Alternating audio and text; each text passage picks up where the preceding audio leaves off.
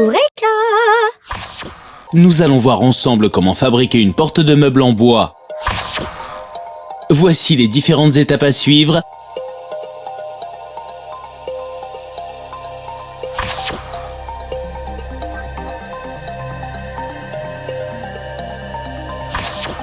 Et le matériel dont vous aurez besoin.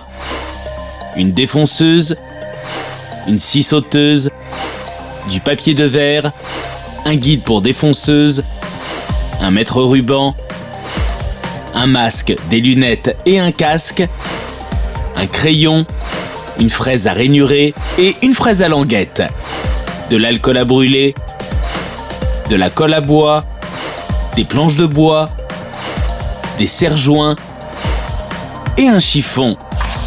Première étape, préparez les éléments du cadre.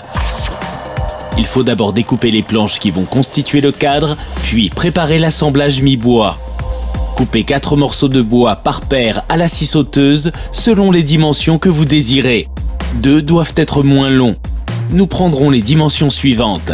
40 cm par 5 cm par 2 cm d'épaisseur et 50 cm par 5 cm par 2 cm d'épaisseur. Ensuite, faites un trait à 5 cm de chaque extrémité des morceaux de bois. Et maintenez la pièce que vous allez travailler avec des serre-joints. Puis, procédez avec une fraise droite et la défonceuse, mais en plusieurs passages, de façon à former une languette basse et une languette haute d'environ 1 cm sur tous les morceaux. Deuxième étape, rainurez les pièces à la défonceuse. Tout d'abord, choisissez la fraise à rainurer adaptée à l'épaisseur de votre planche. Pour une épaisseur de bois de 2 cm, choisissez une fraise disque de tige 8 mm et de diamètre 12,7 mm. Ensuite, réalisez une rainure de 9 mm de profondeur sur toute la longueur de chaque morceau de bois. Arrêtez là quand vous rencontrez les parties équarries précédemment.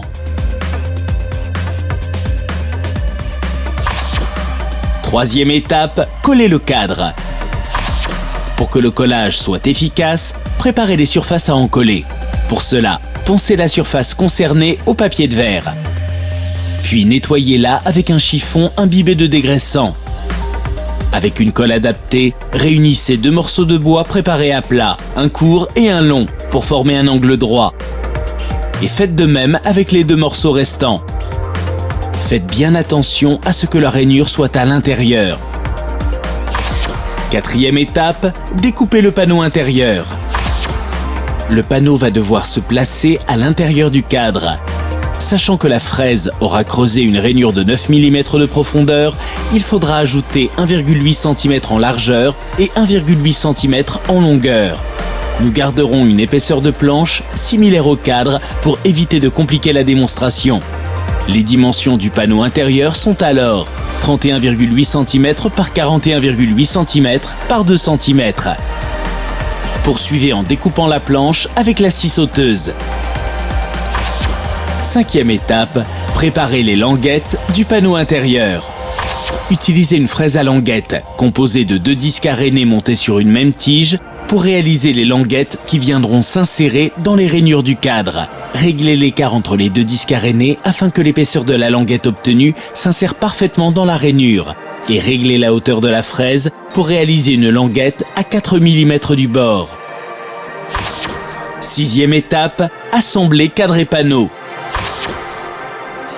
Disposez d'abord les 2 parties du cadre et le panneau intérieur sur une surface plane, la rainure réalisée à la défonceuse du côté du sol. Et commencez par insérer le panneau dans une partie du cadre formant un angle droit. Attention à le glisser doucement pour ne pas briser les rainures. Encollez ensuite les extrémités du cadre, les languettes équarries, en polissant et en nettoyant bien la surface au préalable.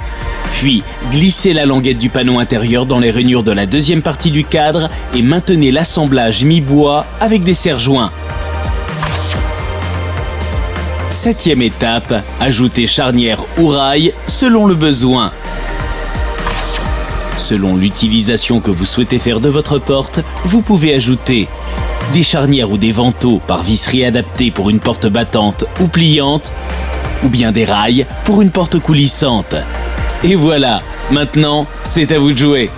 Sur Eureka.fr, vos questions sont entre de bonnes mains.